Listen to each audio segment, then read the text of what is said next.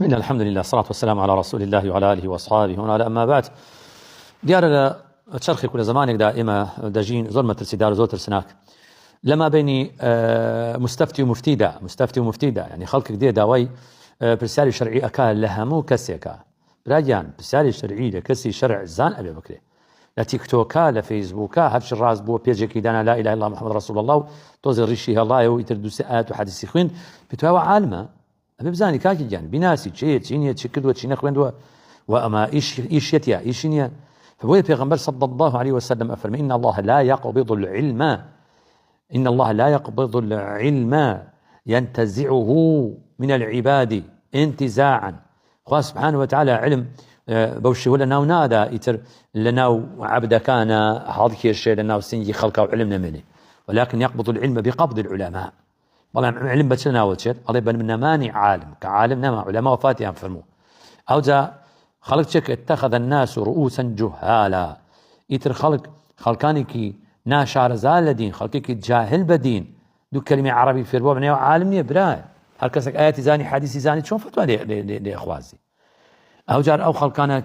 خلقك جاهل وكو عالم حسابي بو أكيتو جا داوي فتوى ليكي فتوى بو خلق كدن خوان لارن وخلق شك خوان لار ريكا بيغمر وافرمي أو حديث لمسلم لبخاري آهي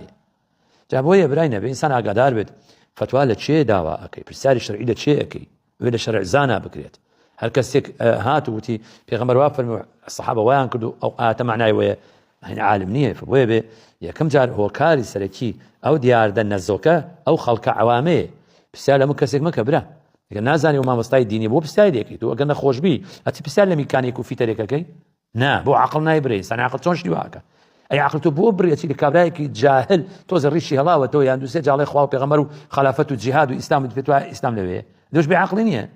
فبوي فتوى لك أهل فتوى ياخذ علم بسال الشرعي أهل علم كري كعلم تبين وقصي ديمك أو ياري نية يقول لي أما ياري نية أما قيامته 25 مليون تداتي 32 مليون يديتوا ما أنا معاشك أما تاچن حرامه مشكلتي يعني ما دام حكمته والله كارثات حلال وحرام إشي خواي سبحانه وتعالى وإشي بيغمر أكيد دو طرفا نبي بحرام وبي بقسط فكسك والله هذا حلال وهذا حرام ليفتري على الله افتراء بس الخواءك كسك بلين بانخوازك بنو بانخوازه جوابي كسك آياته كأو كسا برسياري قرضي بانكك الله بون منا أو كسا لكورسانا أيوه برك بار حكومة برك باري بيها طبعا رجاي بانك هويا جاء أو كسا ببيع أوي بقرته بو قرآن وسنة يكسر فتوى هذا عليه جائزة كاريكي جائزة بانك عامة أو بانقاني مركزي بن يا لا مركزي بن هم يقرأتوا سر